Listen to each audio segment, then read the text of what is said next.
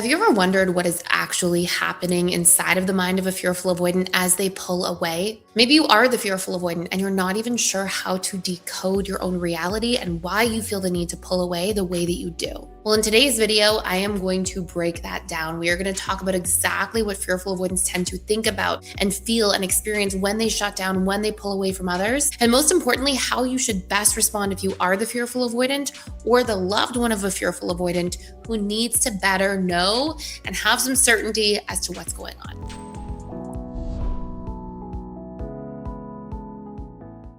I want you guys to keep in mind if you hear this and if you are on the receiving end of this, so you have a fearful avoidant loved one who is deactivating, please keep in mind that this isn't necessarily how the fearful avoidant actually feels about the relationship. What's usually happening when somebody's deactivating is it's like all of their unresolved traumas and wounds that are related to whatever the context is of a specific situation they're deactivating over. So for example, if they're deactivating over feeling unseen and they have this like history of feeling unseen in childhood in a way that was painful and made them, feel unimportant and things like that.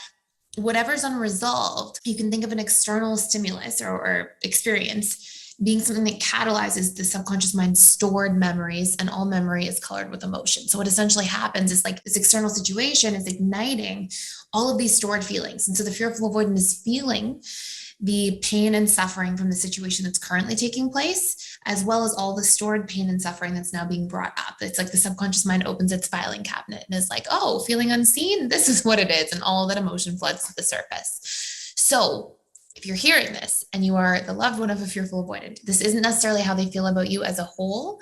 This is some of the stuff that often comes up for them, irrespective of what romantic relationship they're in. It's not like just with your relationship. It's probably pretty consistent in their history of romantic relationships, if they were always FA or if they became fearful avoidant after a really challenging adult romantic relationship and that sort of shifted their attachment style. But this isn't necessarily at all a picture of how they feel about the relationship as a whole. As a fearful avoidant becomes more secure, these painful thought patterns and ways of feeling and being and the intensity of how much a fearful avoidant tends to deactivate will start becoming less and less, and it will also help happen less often, like further apart. So the frequency and intensity start to calm down. Giving you context for that ahead of time, these are some of the patterns I've observed the most. Okay, so pattern number one is I don't want to be with this person any longer. I can't do it. I'm done. I'm out of here. What I really believe this to be is a trauma response that's the flight response. What I've often found is the fearful avoidant tends to have exaggerated trauma responses, which are fight, flight,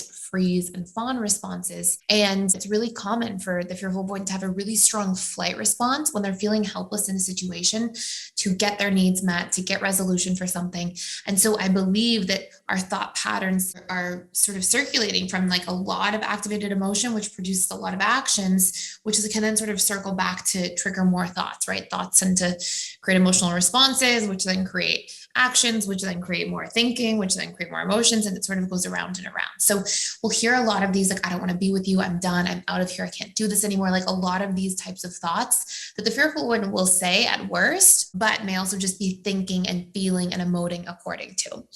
Number two, again, this sort of goes hand in hand with a flight response, but also like trying to take power back when they're feeling very helpless. Things like, I chose wrong, I'm not compatible, I shouldn't be with this person, it's not going to work long term, and really like extending out that flight response into the future and sort of justifying all these different reasons. This is also a subconscious strategy to create safety. It's like, if I can justify all the reasons that this is the wrong relationship, this isn't for me, then I create distance, and then I don't have to feel like you have power to continue to affect the way that I feel, which is something that fearful avoidants tend to really feel triggered by in the moment themselves. Pattern number three goes in a different direction. And this is, this person doesn't care about me anyways. A lot of the like, look, they don't even care. They're not even trying to make it better. If they cared, they would do something. They're not doing anything. And sometimes there's like a sense of impatience around it for a fearful avoidant as well. And when they don't see action, they don't see somebody understanding how they're feeling or validating their emotions, they tend to start going down this like rabbit hole of storytelling. Like, you don't care about me. This person doesn't care about me anyways. They don't even care if we break up, which brings us to pattern number four. And it sounds like not so healthy. And it's obviously not a very healthy pattern, but it just comes from trauma. But sometimes it's this spitefulness. It's like, I'll show them. I don't need them anyways. I'm going to walk away. I'm going to show them. They won't take me for granted any longer.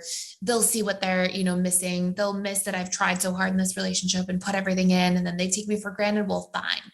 I'm going to let them know not to take me for granted again. And I've often said on this channel in other videos, like spitefulness is a subconscious strategy for emotional connection when we feel like we don't have a better way. Because it's like, if I'm in so much pain and then I can make you feel pain like I'm feeling, maybe then you'll understand me. It's like why we give people a taste of our own medicine, quote unquote. Like, it's because we're trying to get people to understand how we feel. And when we have really poor ways of doing this, and we don't have a lot of emotional literacy, we don't know our feelings, we don't know our needs, the subconscious mind is a needs meeting machine. It's going to find a way like that. And so often I'll see this dynamic of thought come up when the fearful avoidance really deactivating. And it's because it's just their way of trying to like get seen, heard, understood in some form, not feel taken for granted, feel like they're cared about. And again, not the healthiest way, but important to recognize some of these patterns as they're happening.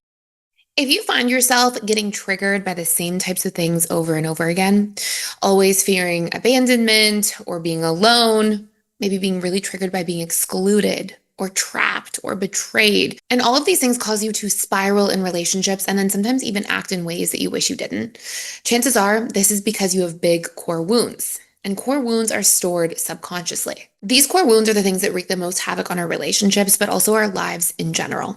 They're the things that hold us back. They're the things that cause us to spiral, and they are solvable problems. And so something I'm going to share with you as a completely free gift is if you come into PDS and check out our 7-day free trial to the Personal Development School, you get our Core Wounds bundle as a gift. These are a series of webinars or basically online classes that help you understand your major core wounds, how they are affecting you, and how to leverage neuroscience and neuroplasticity to rewire them so they no longer have to be a part of your life. This is literally a free gift that comes along with your 7-day free trial, and I'll put a link below if you want to claim it. The next big one that tends to be a huge pattern is the I can't trust them, they don't love me, they don't respect me. It tends to be I can't trust them that's really high. And it may not be because somebody actively violated trust. It may not be like somebody lied or cheated or something like that. But a lot of times fearful avoidants have this dynamic of like, I can't trust them because they don't show up. I can't trust them because they take advantage of me, because they expect so much from me. And this is where you'll hear these like fearful avoidant thoughts coming in really strongly. And again, it's like, that specifically is less so a fight, flight, freeze response or fawn response, but a lot more so, in my opinion, the core wounds coming up, right? Those core wounds of believing I can't trust anyways, and sort of validating that and being like, see, I know now that I'm paying attention, I won't repeat trusting somebody again and having to feel like this again. So again, a strategy for self-protection, but from an emotional perspective and from a relationship perspective and having a secure bond, it like really moves you in the opposite direction, back towards the problem rather than towards the solution.